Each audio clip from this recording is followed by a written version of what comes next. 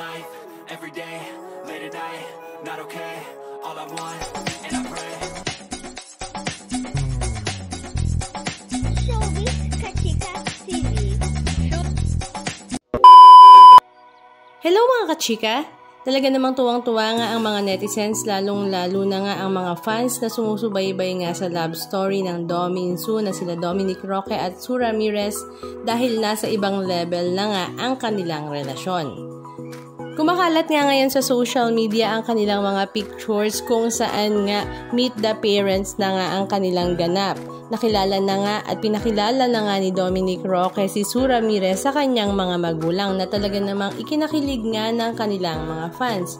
At hindi nga lang yon dahil mukhang sa iba pang mga kamag-anak ni Dominic Roque ay inintroduce na nga niya si Sue Ramirez. Meron din nga silang pictures kung saan buhat-buhat nga nila ang mga anak ng kapatid ni Dominic na talaga namang marami nga nagko-comment na bagay at pwedeng-pwede na nga daw nilang gawin na magkaroon ng sariling pamilya. At lagi na rin nga bit-bit ni Papa Dom si Sue Ramirez sa kanyang mga lakad-lakad, maging nga sa kanyang mga get-together kasama nga ang kanyang mga kaibigan na sila Gabby Garcia, Khalil Ramos, Patrick Sugi at marami pang iba.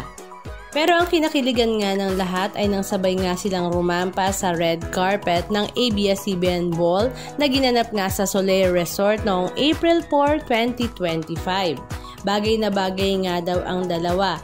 At nang sila nga ay pauwi ay sabay rin nga silang rumampa sa red carpet at bit-bit na nga ni Papa Dom ang mga sandals ni Sue Ramirez na talaga namang ikinakilig nga ng lahat. Halika at balikan natin ang ilan sa mga video clips ganap ng kanilang love story nung sila nga ay nagsisimula pa lamang.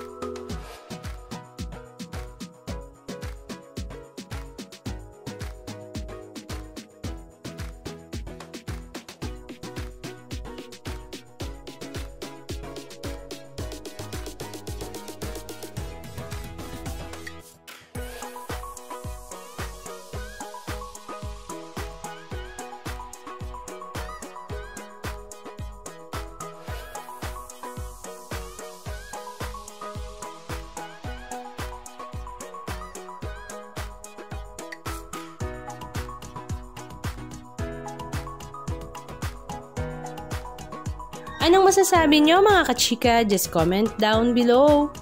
And please don't forget to subscribe. Thank you!